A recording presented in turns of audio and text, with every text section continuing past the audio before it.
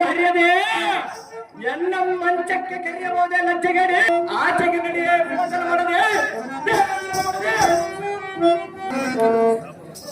ಅರ್ಜುನ ಅಮ್ಮಯ್ಯ ಒಂದೇ ಹಠವನ್ನು ಹಿಡಿಯಬೇಡ, ವ್ಯರ್ಥ ಸಮಯವನ್ನು ಕಳೆಯಬೇಡ. ಒತ್ತಾಗಿರುವುದು ಒತ್ತಾದರೆ ನಾನು ಏನು ಮಾಡುವುದು ಮಾತೆ? ತಾಯಿಯಾದ ಬಳಿಕ ನೀನು ಹಾಗೆಲ್ಲ ಮಾತನಾಡಬಾರದು ಜನನೇ.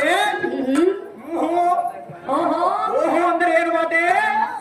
ಅಮ್ಮಯ್ಯ ಹತ್ತಿರ ಬಂದರೆ ಏನಾಗುವುದು? ಹಾಗೆಲ್ಲ ಮಾತನಾಡಬಾರದು ಜನನೇ. ಹತ್ತಿರ ಬಂದರೆ ಏನಾಗುವುದು? ಹತ್ತಿರ ಬಂದರೆ ಸಜ್ಜನರು ಕೂಡ ನನ್ನ ವತ್ಸಲಾರನು ಜನನೇ. ನಿನ್ನಲ್ಲಿ ಪ್ರೀತಿ ಹುಟ್ಟುವುದೆಂದು ಹೇಳು. ತಾಯಿಯಾದ ಬಳಿಕ ಹಾಗೆಲ್ಲ ಮಾತನಾಡಬಾರದು ಜನನೇ. ನಿನ್ನ ಹತ್ತಿರ ನಾನು ಬಂದರೆ ನಿನ್ನಲ್ಲಿ ಪ್ರೀತಿ ಹುಟ್ಟುವುದು. ತಾಯಿಯಾದ ಬಳಿಕ ಹತ್ತಿರ ಬಂದರೆ ಸಜ್ಜನರು ಕೂಡ ವತ್ಸಲಾರನು ಜನನೇ. ಕೇಳುವುದಿಲ್ಲ ನಲ್ಲ ಅಮ್ಮಯ್ಯ ಹೇಳಲೇ ಅದೇನು ಸವಿಸ್ತಾರ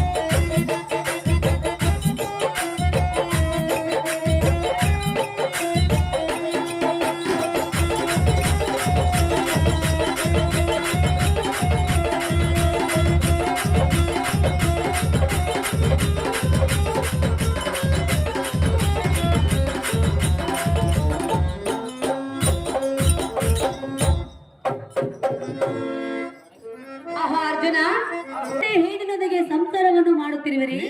ನನ್ನನ್ನು ಈಗ ಕೂಡು ಎಂದು ಹೇಳಿದರೆ ಜನರು ನಗುವರು, ನನಗೆ ಅಪನಿಂದಿ ಬರುವುದೆಂದು ಇಲ್ಲ ಸಲದ ಮಾತನ್ನು ಹೇಳ್ತಿರುವಿಯ. ನೀನು ತಪ್ಪು ತಿಳಿದಿರುವ ಮಾತೆ. ಅದ್ಯಾವುದನ್ನು ಇರಲಿ, ನಿನ್ನ ಆಟವನ್ನು ಬಿಡು. ಈಗ ಎನ್ನ ಮಾತನ್ನು ಕೇಳು. ಎನ್ನ ಆಸೆಯನ್ನು ಪೂರೈಸರನ್ನ ಬುದ್ಧಿ ಸಂಪನ್ನ. ಮನಗಾಟಕ್ಕೆ ನೀನು ಒಂದು ಕ್ಷಣ ಮಾತ್ರ ನಿನ್ನ ಎದುರಿಗೆ ನಿಲ್ಲುವುದಿಲ್ಲ ಕಂಡಿಯಾ?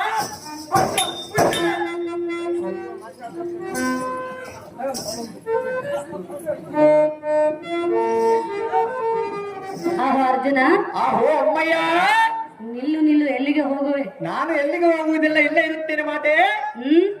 ಅಂದ್ರೆ ಬಿಡುವುದಲ್ಲ ಮಾತೆ. ನಿನ್ನ ಅಂಗನ ಮನೆಯನ್ನು ಬಿಟ್ಟು ಹೋಗುವೆಯ? ಇಲ್ಲ ಮಾತೆ, ಇದು ಸರಿಯಲ್ಲ. ಅದು ಆಟಕ್ಕೆ ಸರಿಯಲ್ಲ ಮಾತೆ. ನಿನ್ನನ್ನು ಪ್ರೀತಿ ಬಯಸಿ ನಾನು ನಿನ್ನ ಬಳಿಗೆ ಬಂದ. ಜೀವಚ್ಚಮ್ಮ ಹಾಗೆಲ್ಲ ಮಾತನಾಡಬಾರದು.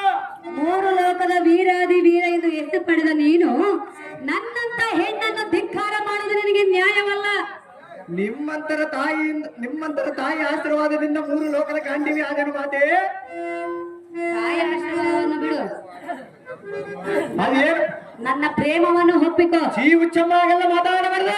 ಅರ್ಜುನ, ಅಮ್ಮಯ್ಯ, ನನ್ನಂತ ಹೆಣ್ಣನ್ನ ಧಿಕ್ಕಾರ ಮಾಡುತ್ತಿರಬೇಕಾದರೆ ಈ ಭೂಮಿ ಒಳಗೆ ನೀನು ಗಂಡಸಾಗಿ ಹುಟ್ಟಿರುವುದೇ ದಂಡ.